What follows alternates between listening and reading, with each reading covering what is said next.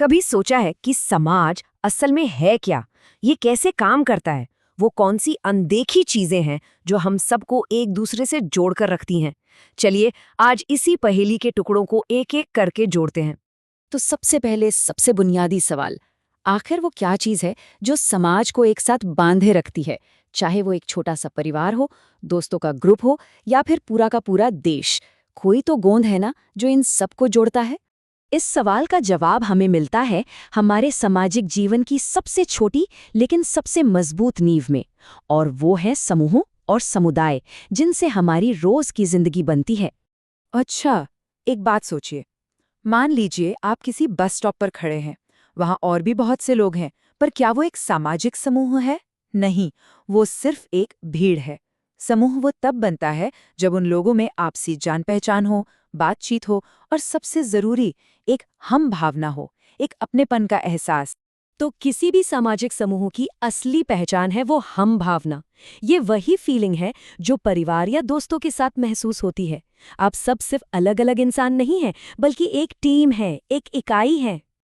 अब इसी समूह वाले आइडिया को थोड़ा और बड़ा करते हैं। सोचिए, एक ऐसा समूह जो एक तय जगह पर रहता हो, जैसे कोई गांव या शहर का मोहल्ला। बस इसी को हम समुदाय कहते हैं। इसमें हम भावना के साथ साथ एक साझा इलाका भी जुड़ जाता है। ठीक है, तो हमारे पास समूह और समुदाय तो हो गए, लेकिन समाज सिर्फ लोगों के झुंड का नाम तो नहीं है। इसे एक सिस्टम में कौन चलाता है?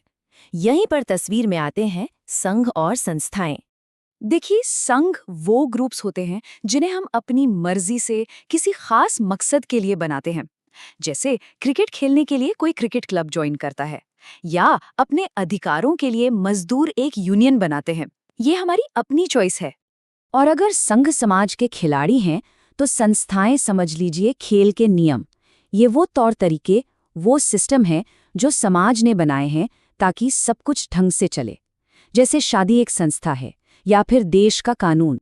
इन दोनों में एक बहुत बड़ा फर्क है और इसे समझना जरूरी है। संस्थाएं अमूर्त होती हैं, मतलब वो बस एक विचार या एक सिस्टम है। जैसे कानून, आप उसे छू नहीं सकते। लेकिन संघ मूर्त होते हैं, जैसे बार एसोसिएशन, जो वकीलों का एक असली जीता जागता समूह है। तो अब तक हमने समूह, समुदाय, संघ और संस्थाओं को अलग अलग समझ लिया। चलिए अब इन सारे टुकड़ों को जोड़ते हैं और देखते हैं कि समाज की पूरी तस्वीर आखिर दिखती कैसी है। समाजशास्त्र की ये एक बहुत ही मशहूर परिभाषा है और ये सब कुछ कह देती है। समाज मतलब सिर्फ बहुत सारे लोग नहीं, बल्कि उन लोगों के बीच जो अनगिनत रिश्ते हैं, उनका एक उलझा हुआ जाल। हर रिश्ता एक धागे की तरह है और हम सब मिलकर इस जाल को और घना बनाते हैं। इसका सीधा सा मतलब ये हुआ कि समाज कभी भी एक जैसा नहीं रहता। ये हमेशा बदलता रहता है, क्योंकि हमारे रिश्ते बदलते रहते हैं और ये पूरी तरह से हम सबकी एक दूसरे पर निर्भरता पर टिका है। एक किसान से लेकर एक वैज्ञानिक तक, हर कोई इस जाल का एक जरूरी हिस्सा है। लेकिन सवाल ये है कि इस सामाजिक जाल को चलाने के नियम कायदे आते कहाँ से हैं? हमारे सोचने और व्यवहार करने का तरीका कौन तय करता है? इसका जवाब है संस्कृति। आप इसे समाज का ऑपरेटिंग सिस्टम भी कह सकते हैं। संस्कृति वो सब कुछ है जो हम पैदा होने के बाद अपने समाज से सीखते हैं। कैसे बात करनी है, कौन से त्योहार मनाने हैं, क्या सही है, क्या गलत है। सबसे जरूरी बात, ये हमें विरासत में नहीं मिलती, हम इसे सीखते हैं। देखिए, संस्कृति के दो हिस्से होते हैं।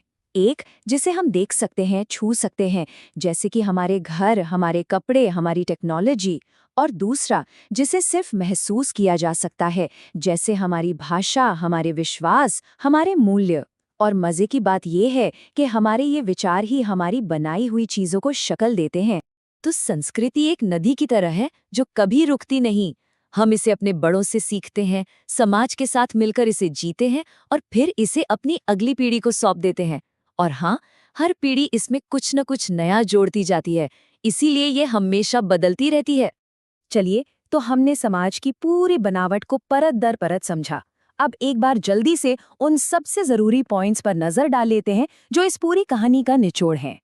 बस ये कुछ पॉइंट्स हमारी सामाजिक दुनिया को समझने की मास्टर की हैं। समाज रिश्तों का जाल है, संस्कृति जीने का ढंग है, समुदाय एक साझा जगह का नाम है, संस्थान नियम है, और संघ उस नियम को मानने वाले लोग। ये वो पिलर्स हैं जिन पर सब कुछ टिका है। और अब जाते जाते एक सवाल, आज की इस तेजी से बदलती दुनिया में जहां इंटरनेट और टेक्नोलॉजी हमें नए नए तरीकों से जोड़ रही है, क्या समाज के ये बुनियादी हिस्से भी बदल जाएंगे? क्या हमारे समूह और समुदाय का मतलब वही रहेगा? भविष्य का समाज कैसा दिखेगा? इस पर सोचिएगा जरूर।